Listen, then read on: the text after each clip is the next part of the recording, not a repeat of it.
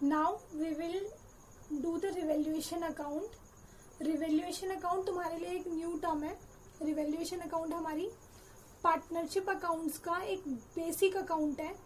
Partnership account जो हम पढ़ते हैं, पार्टनरशिप अकाउंट हमने पढ़ा था रिकॉन्स्टिट्यूशन, मतलब जितना भी होता है, हमारी प्रॉफिट शेयरिंग रेशो चेंज हो रही हो, हम किसी का एडमिशन हो रहा हो, किसी पार्टनर का, किसी की रिटायरमेंट हो रही हो या किसी की डेथ हो जाए, तो इन सब केसेस में जितना भी प्रॉफिट और लॉस होता है हमारा, जिससे बर्डन आता है, फाइनेंशियल बर्डन फर्म को, पार्टनरशिप फर्म को, वो बर्डन हम रिवैल्यूएशन अकाउंट से चार्ज करते हैं। और मैं तुम्हें एक ओवरव्यू दे भी चुकी हूँ इसका, जब हमने WCR और इन्वेस्टमेंट फ्लक्चुएशन फंड को सॉल्व किया था तब हमने ये बातें कर ली हैं कि रिवैल्यूएशन अकाउंट होता क्या है। ये सेम एज कैसे चलता है, मैंने बोला था तुम्हें P&L अकाउंट की तरह चलता है, बट ये रिलेट करता है सिर्फ असेट्स और लायबिलिटीज को। लाइक आपके सन्ड्री डेटर्स डूब गए, मतलब आपके 1 लाख रुपीज के सन्ड्री डेटर्स थे और आपको 90,000 अमाउंट रियलाइज हो रहा है, तो आपको 10,000 का लॉस हो गया, 10,000 के डूब गए, तो वो रिवैल्यूएशन अकाउंट में आप शो करोगे उस 10,000 अमाउंट को। वो आपके ऊपर एक फाइनेंशियल बर्डन आ गया कि 1 लाख के आपको 90,000 मिल रहे हैं, तो आपको 10,000 का क्या हो गया, लॉस हो गया। तो आप उनको क्या करोगे, you have to write the 10,000 amount on the debit side of revaluation account because debit side consists of all the losses। तो लॉस हमारे पास यहाँ पे क्या है, debit, here is the credit। तो आपका जो लॉसेस है हमारे लिए, अगर कोई भी लायबिलिटी इंक्रीज हो रही है, लायबिलिटी अगर क्या हो रही है, इंक्रीज इन लायबिलिटी है, तो वो क्या है आपके लिए, लॉस है। अगर लायबिलिटी इंक्रीज हो रही है, इंक्रीज इन लायबिलिटी है, तो आपके लिए क्या है, लॉस है। और डिक्रीज इन असेट है, अगर असेट क्या हो रही है, रिड्यूस हो रही है, डिक्रीज इन असेट है, तो वो भी क्या है आपके लिए, लॉस है। रिवैल्यूएशन अकाउंट का क्या है, वो लॉस है। उसके अलावा अनरिकॉर्डेड लायबिलिटी थी, कोई लायबिलिटी आपकी क्या रहेगी, अनरिकॉर्डेड रहेगी, तो वो लायबिलिटी अब लिखोगे, बर्डन आ गया तुम्हारे ऊपर, तो वो भी क्या आएगा, रिवैल्यूएशन अकाउंट में आएगा। सेम ऐसी क्रेडिट साइड में क्या आएगा, क्रेडिट साइड में प्रॉफिट्स आते हैं, पॉजिटिविटी आती है हमारी रिवैल्यूएशन अकाउंट में। तो पॉजिटिव मेरे लिए क्या होगा, पॉजिटिव मेरे लिए वो होगा अगर मेरी असेट की वैल्यू क्या हो रही है, इंक्रीज हो रही है, इंक्रीज इन असेट। अगर असेट की वैल्यू इंक्रीज हो रही है तो मैं उसको कहाँ लिखूंगी, क्रेडिट साइड में लिखूंगी। उसके अलावा अगर लायबिलिटी की वैल्यू डिक्रीज हो रही है, डिक्रीज इन लायबिलिटी, उसको भी मैं कहाँ लिखूंगी, क्रेडिट साइड में लिखूंगी, वो भी मेरे लिए क्या है, प्रॉफिट है। उसके अलावा अनरिकॉर्डेड अगर कोई असेट रह गई है, अनरिकॉर्डेड असेट है, उसे भी मैं कहाँ लिखूंगी, क्रेडिट साइड में लिखूंगी। तो ये है आपका रिवैल्यूएशन अकाउंट। आई होप आपको रिवैल्यूएशन अकाउंट थोड़ा बहुत समझ में आ रहा होगा। रिवैल्यूएशन अकाउंट बेटा, जब भी पार्टनरशिप अकाउंट्स हम बनाते हैं, सबसे पहले हमारा रिवैल्यूएशन अकाउंट ही ड्रॉ होता है। वो हमारे सारे फाइनेंशियल बर्डन को लिखता है, उसके अंदर हम सारे अपने फाइनेंशियल बर्डन लिखते हैं, हमें कोई फायदा हो रहा है वो लिखते हैं। ये सब तुम्हारे रिवैल्यूएशन अकाउंट का पार्ट है। लाइक आपकी लैंड एंड बिल्डिंग का अमाउंट पहले था 3 लाख, अब आपकी लैंड एंड बिल्डिंग का वैल्यू हो गई है 3,50,000, तो 50,000 का प्रॉफिट हो गया आपको।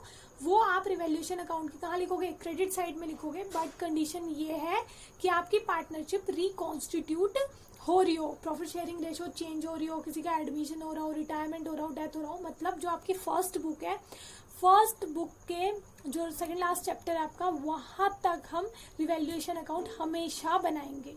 तो रिवैल्यूएशन अकाउंट मोस्ट इम्पॉर्टेंट है, इसको बनाना आपको सीखना पड़ेगा, बहुत ज़्यादा ज़रूरी है आपके लिए।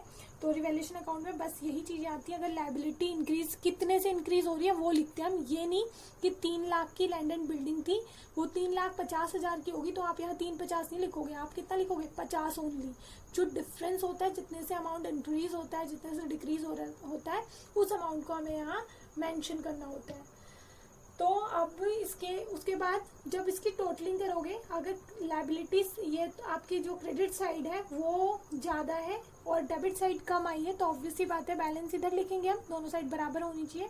तो यहाँ पे आएगा रिवैल्यूएशन का प्रॉफिट, तो यहाँ पे लिखेंगे हम टू प्रॉफिट ट्रांसफर टू, कहाँ ट्रांसफर होता है प्रॉफिट, कैपिटल अकाउंट्स में। पार्टनरशिप का प्रॉफिट जाता है कैपिटल अकाउंट्स में। बट अगर ये आपकी डेबिट साइड ज्यादा है और क्रेडिट साइड कम आई है, दैट मीन्स आपको क्या हो गया है, लॉस हो गया है, तो आप लॉस डिस्ट्रीब्यूट करोगे इस तरफ, by loss transfer to capital account. तो आपका प्रॉफिट डेबिट साइड में हम बांट रहे हैं तो जाएगा ये क्रेडिट में कैपिटल अकाउंट के, और लॉस में क्रेडिट साइड में बांट रही हूँ तो कहाँ जाएगा ये डेबिट साइड में जाएगा कैपिटल अकाउंट के। तो इसका मैं तुम्हें एक एग्जांपल करा देती हूँ।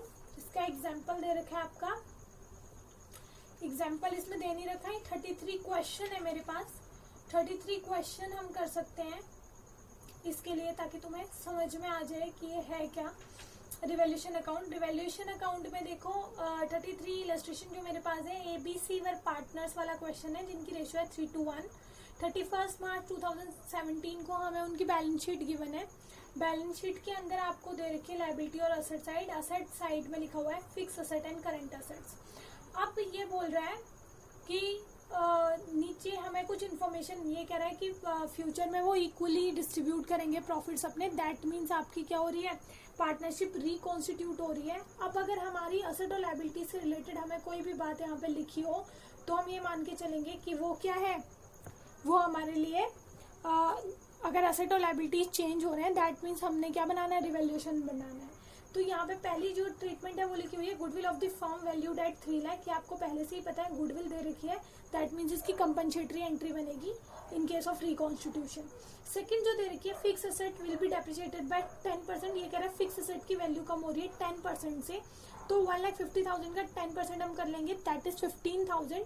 रिवैल्यूएशन अकाउंट के डेबिट साइड में क्या हो रहा है, डिक्रीज इन असेट है। असेट क्या हो रही है आपकी, डिक्रीज हो रही है। तो मैंने यहाँ पे लिख रखा है डिक्रीज इन असेट्स, आपकी फिक्स असेट की वैल्यू डिक्रीज हो रही है लिखा हुआ है। तो यहाँ पे डिक्रीज इन असेट का एक पॉइंट था, मैं इसके यहीं पे ही आपको शो करके दिखा रही हूँ। मैं यहाँ लिखूंगी टू फिक्स असेट। जो भी असेट की वैल्यू कम होती है हम उसका नाम लिखते हैं, और आपको ये तो पता है ही कि इस साइड हम 2 लगाना होता है हमें। टू फिक्स असेट ये मैंने लिख दिया यहाँ पे। ये अमाउंट आएगा, पहले फिक्स असेट की वैल्यू थी 150, 10 से हम 10% से रिड्यूस हो रही है तो मैं यहाँ पे लिखूंगी 15,000। ये याद रखना, आपने ये नहीं है कि हमें पूरा 150 उठा के लिख देना, हमने उतना ही लिखना है जितने से वो कम या ज्यादा हो रही है। उसके बाद इसके नेक्स्ट थर्ड जो एडजस्टमेंट दे रखी है उस पर लिखा हुआ है capital expenses of 3,000 were paid by the firm for getting the value of fix asset certified. Fix asset की वैल्यू को सर्टिफाई करने के लिए हमें 3,000 रुपए के खर्चे पे करने पड़े। सीधा लिखा हुआ है वर पेड।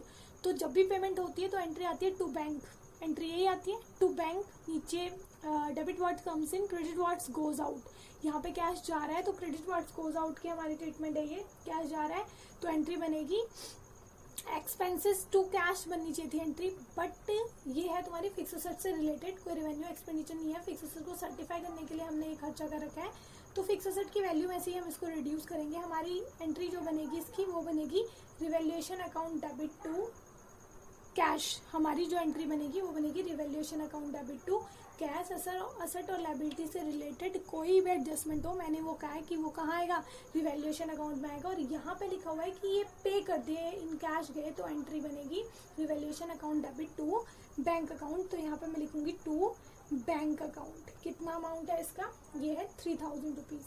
तो आपने रिवैल्यूएशन अकाउंट को ऐसे करना है। आज के लिए मैं बस समझाया है तुम्हें कि रिवैल्यूएशन अकाउंट होता क्या है। नेक्स्ट लेक्चर में हम रिवैल्यूएशन अकाउंट से रिलेटेड क्वेश्चन करेंगे। नेक्स्ट क्वेश्चन करेंगे, एक्चुअली क्वेश्चन काफ़ी लेंथी है और थोड़ा कॉम्प्लेक्स भी है, इसलिए इसको कल स्टार्ट करेंगे। मैं आज के लिए आपके लिए ये टॉपिक काफ़ी है। Thank you.